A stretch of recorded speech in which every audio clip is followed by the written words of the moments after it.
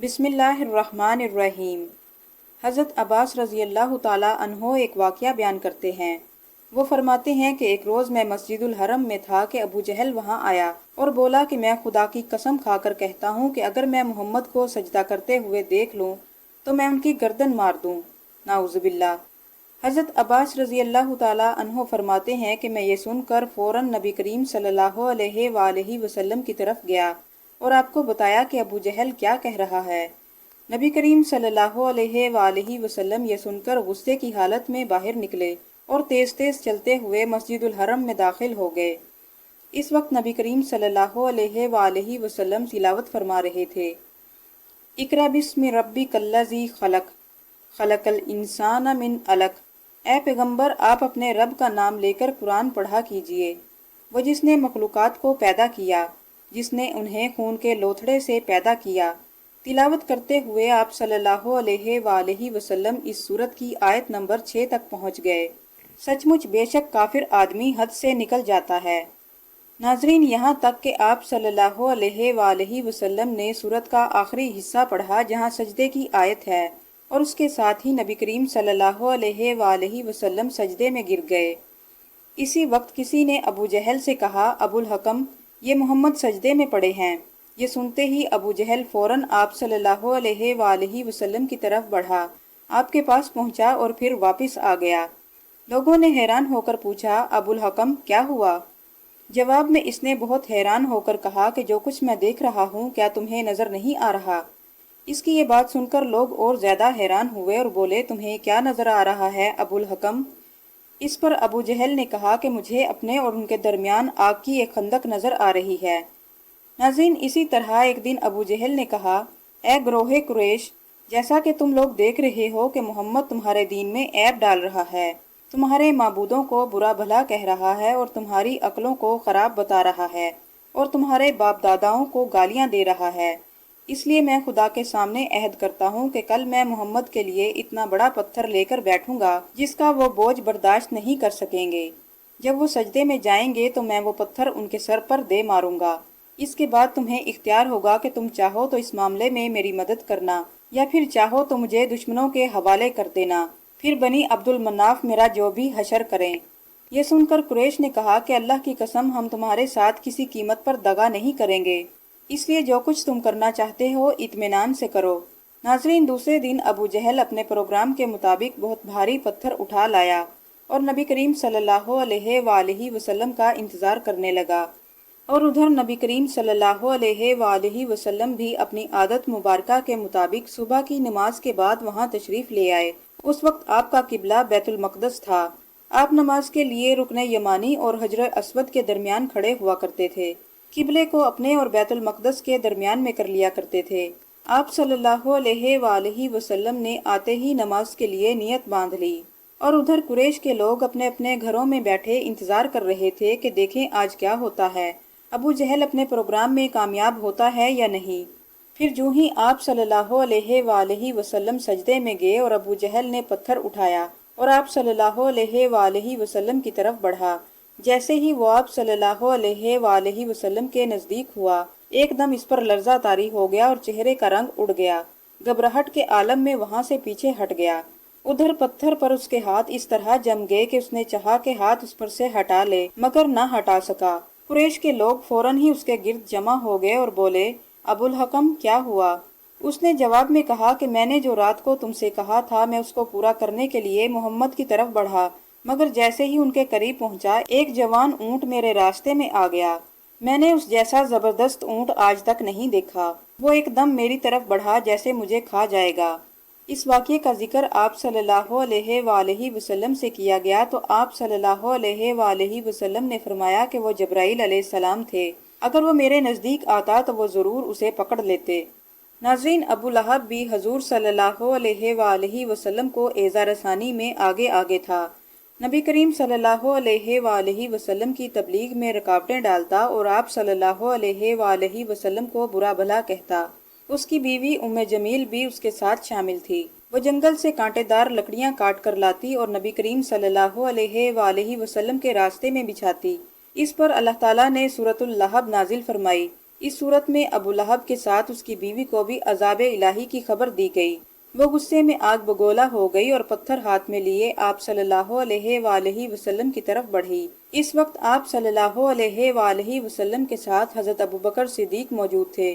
انہوں نے ابو لہب کی بیوی کو آتے ہوئے دیکھا تو فرمایا، اے اللہ کے رسول، یہ عورت بہت زبان دراز ہے، اگر آپ یہاں ٹھہریں گے تو اس کی بد زبانی سے آپ کو تکلیف پہنچے گی۔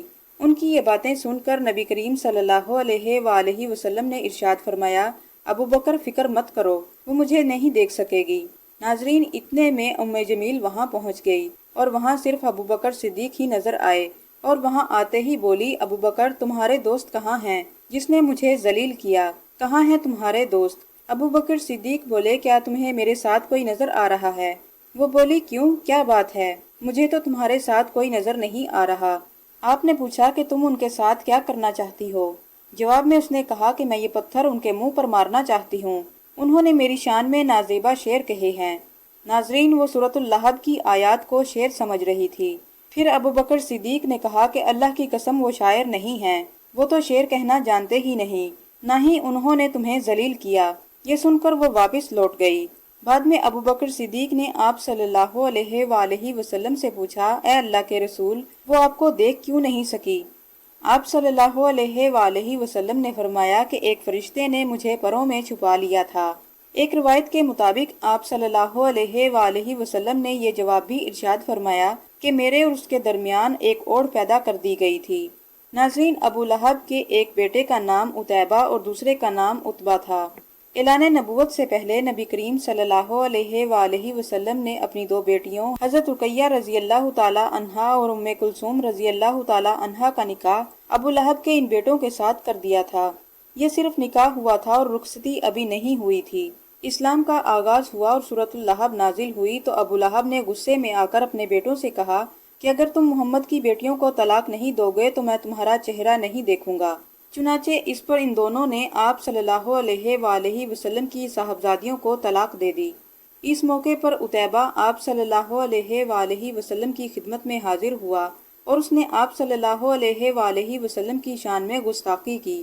آپ اپنی صاحبزادیوں کی وجہ سے پہلے ہی بہت پریشان تھے۔ آپ نے اس کے حق میں بد دعا فرمائی، اے اللہ تو اپنے کتوں میں سے ایک کتا مسلط فرما دے۔ عتیبہ بد دعا سن کر وہاں سے لوٹ آیا اور اس نے سارا واقعہ اپنے باپ ابو لہب کو سنایا۔ اس واقعے کے بعد دونوں باپ بیٹا ایک قافلے کے ساتھ ملک شام روانہ ہو گئے۔ راستے میں یہ لوگ ایک جگہ پر ٹھہرے جہاں قریب ہی ایک راہب کی عبادت گاہ تھی۔ راہب ان کے پاس آیا اور بتایا کہ اس علاقے میں جنگلی درندے رہتے ہیں۔ ابو لہب یہ سن کر خوف زدہ ہو گیا اور نبی کریم صلی اللہ علیہ وآلہ وسلم کی بد دعا اسے یاد آ گئی۔ اس نے قافلے والوں سے کہا کہ تم لوگ میری حیثیت سے باخبر ہو، تم یہ جانتے ہو کہ میرا تم پر کیا حق ہے؟ انہوں نے یک زبان ہو کر کہا کہ بے شک ہمیں معلوم ہے۔ ابو لہب یہ سن کر بولا کہ تب پھر تم ہماری مدد کرو، میں محمد کی بد دعا کی وجہ سے خوف زدہ ہو گیا ہوں، اس لیے تم یہ سامان اس عبادت گاہ کی طرف رکھ کر اس پر میرے بیٹے کا بستر لگا دو اور اس کے چاروں طرف تم لوگ اپنے بستر لگا لو۔ ناظرین، پھر ان لوگوں نے ایسا ہی کیا۔ یہی نہیں بلکہ چاروں طرف اپنے اونٹوں کو بھی بٹھا دیا۔ اس طرح عتیبہ ان سب کے عین درمیان میں آ گیا اور وہ سب کے سب اس کی پاسبانی کرنے لگے۔ ان تمام اقدامات کے باوجود نبی کریم صلی اللہ علیہ وآلہ وسلم کی پیشگوئی پوری ہو گئی۔ نصف رات کے قریب ایک شیر وہاں آیا اور وہاں سوئے ہوئے لوگوں کو سونگھنے لگا۔ ایک ایک کو سونگھتے ہوئے وہ آگے بڑھتا گیا، یہاں تک کہ وہ لمبی چھلانگ لگا کر عتیبہ تک پہنچ گیا۔ بس پھر کیا تھا، اس نے اسے چیڑ پھاڑ کر ہلاک کر دیا۔ ناظرین، سیرت المبارکہ کا ایک اور حیران کن واقعہ یہ ہے کہ ایک دن ابو جہل دوسرے سرداروں کے ساتھ نبی کریم صلی اللہ علیہ وآلہ وسلم کے پاس آیا اور بولا، اے محمد، اگر تم سچے نبی ہو تو چاند کو دو ٹکڑے کر کے دکھاؤ، وہ بھی اس طرح کہ ایک ٹکڑا ابو القبیس پہاڑ کے اوپر نظر آئے اور دوسرا ٹکڑا کیکان پہاڑ پر نظر آئے۔ مطلب یہ تھا کہ دونوں ٹکڑے کافی فاصلے پر ہوں تاکہ ان کے دو ٹکڑے ہونے میں کوئی شک باقی نہ رہ جائے۔ ناظرین، اس دن مہینے کی 14ویں تاریخ تھی، چاند پورا تھا۔ آپ صلی اللہ علیہ وآلہ وسلم نے ان کی یہ عجیب فرمائش سن کر فرمایا، اگر میں ایسا کر دوں تو پھر کیا تم لوگ ایمان لے آؤ گے؟ انہوں نے یک زبان ہو کر کہا کہ ہاں، ہم بالکل ایمان لائیں گے۔ آپ صلی اللہ علیہ وآلہ وسلم نے اللہ تعالیٰ سے دعا فرمائی کہ آپ کے ہاتھ سے ایسا ہو جائے۔ چنانچہ آپ صلی اللہ علیہ وآلہ وسلم نے انگلی سے اشارہ کیا اور چاند دو ٹکڑے ہو گیا، اور اس کا ایک حصہ ابوالقبیس پہاڑ پر نظر آیا اور دوسرا کیکان پہاڑ پر۔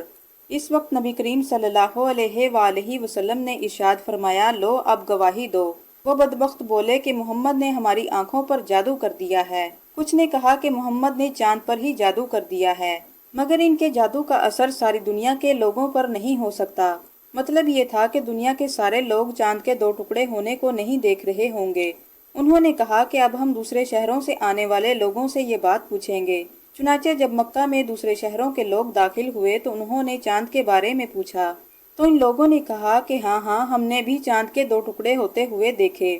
یہ سنتے ہی مشرک لوگ بول اٹھے، بس پھر تو یہ عام جادو ہے، اس کا اثر سب پر ہوا ہے۔ کچھ نے کہا یہ کیسا جادو ہے جس سے جادوگر بھی متاثر ہوئے، یعنی جادوگروں کو بھی چاند دو ٹکڑے نظر آیا۔